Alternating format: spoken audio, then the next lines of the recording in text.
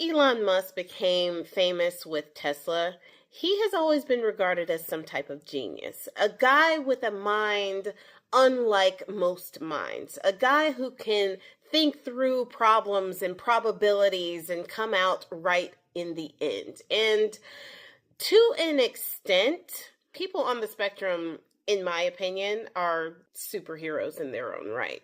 Like my son is on the spectrum and he has a mind that just blows me away sometimes. But Elon Musk is a different breed. He isn't what most people thought. And the thing is, just like Target, he didn't understand who his customer base was when it came to Tesla in particular. And then when it comes to the things that he has always wanted to do in terms of high technology and things like that. You cannot pander to a base that wants to go back to the 1950s while you simultaneously want to go to the 22nd century with your technology. It doesn't work that way. So when Elon Musk created Tesla, he touted to a base that cared about climate change, that cared about technology, a base that wants to move forward, aka the liberals, the left, the people who actually care about the environment. That is the base that Tesla and Elon Musk cultivated. And he did that on purpose. Like, he pandered to that base on purpose, knowing that he was going to be able to cash in on people's desire to stop climate change, people's desire to move forward, right, in technology and other things.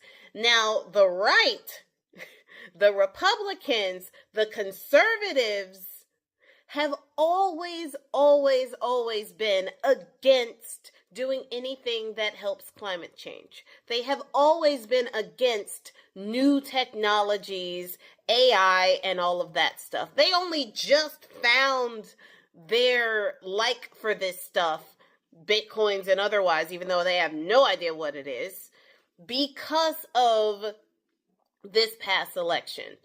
Other than that, they love their gas-guzzling cars, right? They pushed against anything that was a futuristic energy-using vehicle. They did not like it.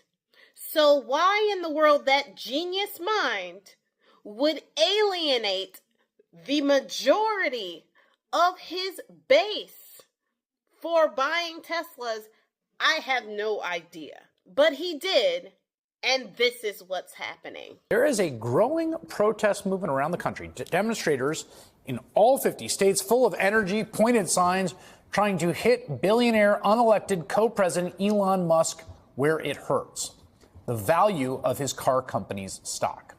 Protest organizers and lots of just, everyday individuals have also been designing and printing out flyers to put on parked Tesla cars saying things like, "Sorry about your swastika," and the more direct, "Please sell your car."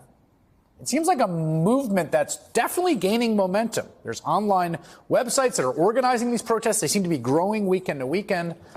On Monday, after a solid weekend of protests, which was like the third or fourth in a row, the markets opened and Tesla's stock tanked.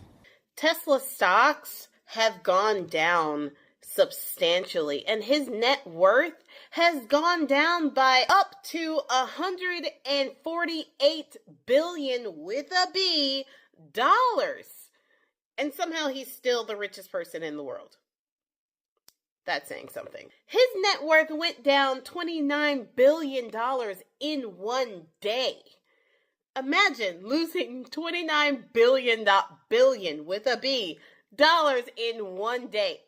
I digress again. His Europe sales for Tesla completely tanking. And they're also attacking Starlink as well. So nobody's talking about Starlink, but a lot of people who had Starlink contracts with him that were like Canada and places in Europe, they're canning their Starlink.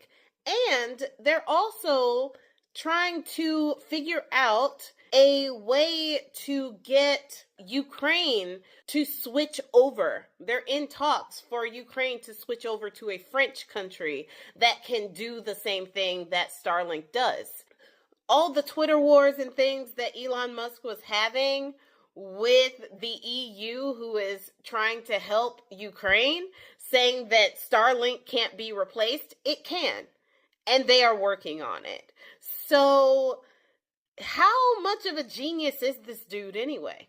Because he is literally alienating all of the things that he had, to the point where he is going to have to start depending on government contracts, one of which he's stole from Verizon.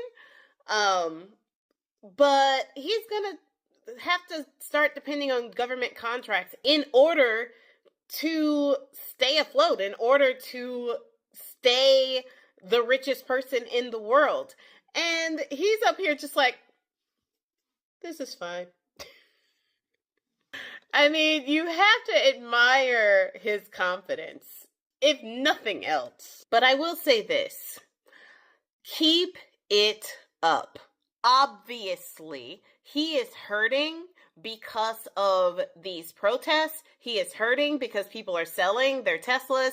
He is hurting because people are vandalizing his Tesla areas to the point where they need to post out police in order to protect the dealerships.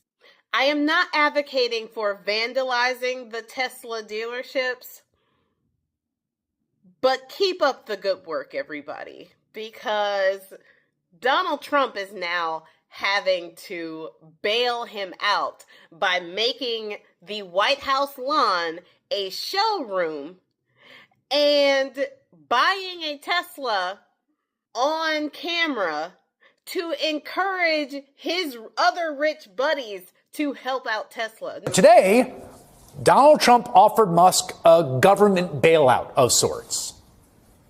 Mr. President, do you think you buying a Tesla will boost Tesla sales and boost their stock? It does. Look. Was that your goal? I care about one thing. When somebody's a great patriot, they shouldn't be hurt. He's a great patriot. Yeah, Donald Trump bought a car from his buddy, or at least he said he did. Who knows, right? Right off the makeshift Tesla lot they set up in front of the White House. What does this have to do with the American people and their interest, public interest? Couldn't tell you.